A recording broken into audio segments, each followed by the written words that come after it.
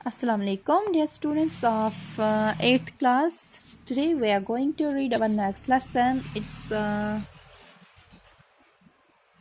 lesson number chapter number 4, Understanding Laws. तो बच्चों, आप सबों को पता होगा लाज के बारे में, आप बहुत कुछ जानते होंगे। अगर मैं आपको एक एग्जांपल के ज़रिए से समझाऊंगी, फॉर एग्जांपल किसी की शादी करनी हो, क्या करनी हो, लाज के बारे में आपको बता रही हूँ। अगर किसी की शादी करनी हो तो अगर उसके लिए भी लाज बनाए गए हैं, शादी के लिए भी लाज बनाए गए हैं। यानी किस उम्र में कोई शादी कर सकता है, किस एज में शादी होनी चाहिए, उसके लिए भी लाज बनाए गए, इसके लिए भी रूल्स बनाए गए हैं। लड़की 18 साल से पहले शादी नहीं कर सकती।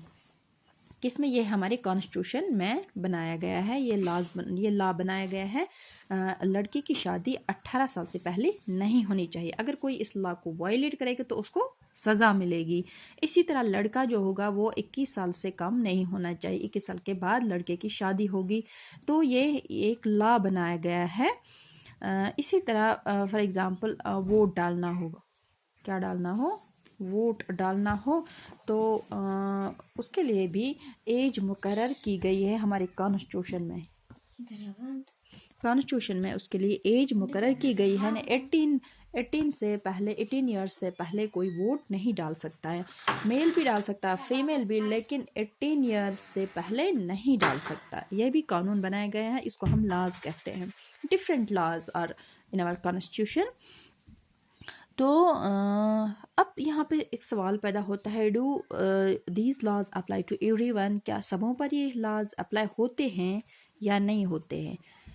तो एग्जाम्पल है इसके लिए, एक गवर्नमेंट ऑफिशियल होता है, वो हेल्प करता है अपने बच्चे को हाइड करने के लिए। क्यों उसको हाइड करता है वो?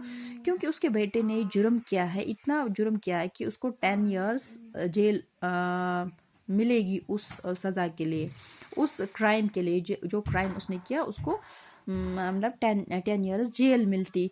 तो उस गवर्नमेंट ऑफिशियल ने अपने बेटे को बचा लिया, यानी कि छुपा लिया उसने। तो यहाँ पे सवाल पैदा होता है, क्या उस यहाँ पे लॉ अप्लाई हुआ या यहाँ पे लॉ की वायलेशन हुई?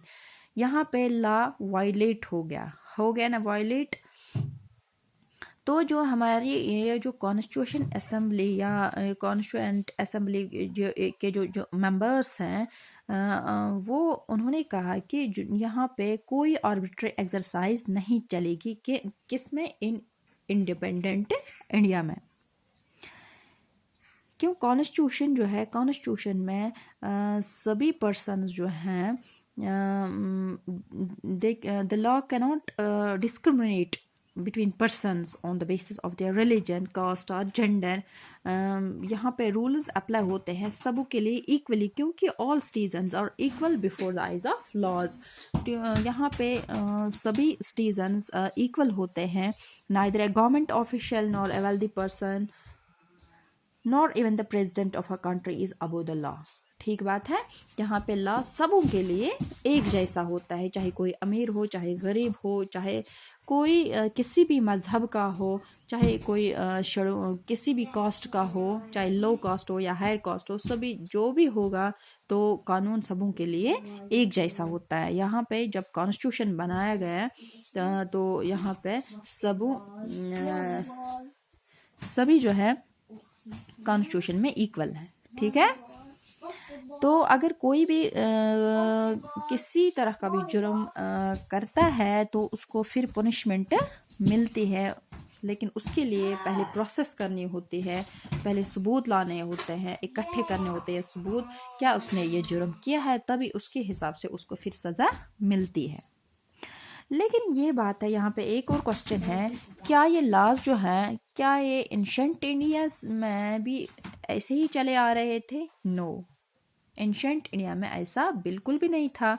क्योंकि यहाँ पे इंडिया जो हमारा था, इसमें अलग अलग स्टेट्स जो थी, उनमें अलग अलग राजाज होते थे, अलग अलग किंग्स होते थे। तो वो अपने हिसाब से रूल्स बनाते थे। क्या करते थे, रूल्स बनाते हैं अलग अलग। तो अगर किसी जगह 2 पर्सन्स होते थे, क्या होते थे, 2 पर्सन्स होते थे, तो उन्होंने सेम क्राइम किया हो, एक ही जुर्म किया हो दोनों ने, तो उनको अलग अलग सज़ा मिलती थी।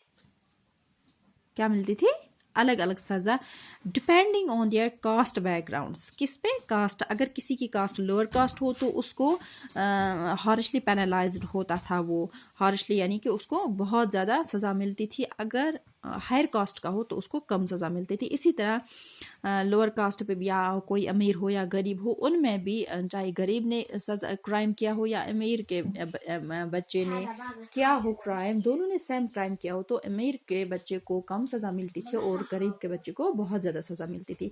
तो जिसकी वजह से यहाँ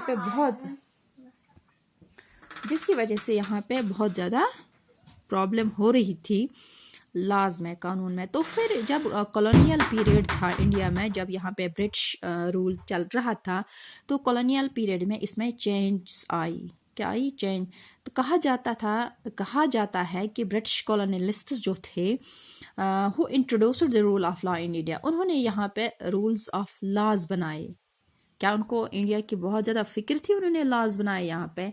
नो, बहुत सारे हिस्टोरियंस जो हैं वो इस बात को नहीं मानते हैं।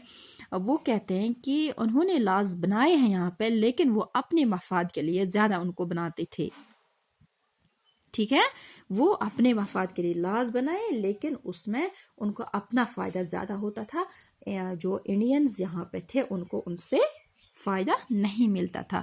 तो सेकंड पार्ट कहते हैं, जो हिस्टोरियंस है वो कहते हैं जो इंडियन नेशनलिस्ट्स थे उन्होंने बहुत ज़्यादा प्रोमिनेंट रोल इसमें अदा किया। किसमें, यहाँ पे लॉज बनाने में उन्होंने भी बहुत ज़्यादा अच्छा रोल इसमें अदा किया है। तो एक एग्जाम्पल है यहाँ पे, ये जो कॉलोनियल पीरियड था, इसकी एक एग्जाम्पल है। जो ब्रिटिश लोग थे यहाँ पे, उन्होंने क्या किया, उन्होंने जब British law is the sedition act of 1870 में उन्होंने बनाया एक सेडिशन एक्ट। उसमें क्या था, उससे हमें अच्छी तरह से ये मालूम होता है कि किस तरह वो लॉज बनाते थे ब्रिटिश वाले। ब्रिटिश गवर्नमेंट जो थी, उन्होंने एक ये जो लॉ बनाया, उसमें उन्होंने कहा था any person protesting or criticizing the British government could be arrested without due trial। हाँ, उसमें गवर्नमेंट जो कोई भी स्टेप गवर्नमेंट उठाता था या गवर्नमेंट कुछ भी करता था, लेकिन लोगों को उसकी आज़ादी नहीं दी गई थी कि वो उस बारे में कुछ कहे, कोई क्रिटिसाइज करे या प्रोटेस्ट करे। लोगों को इसका बिल्कुल हक नहीं था कि वो क्रिटिसाइज करे या प्रोटेस्ट करे। अगर वो इस एक्ट में यही लिखा गया था कि उसको अरेस्ट किया जाता था। क्या किया जाता था, गवर्नमेंट को बिल्कुल क्रिटिसाइज नहीं किया जाता था उसमें। तो आज हमारे जो यहाँ पे है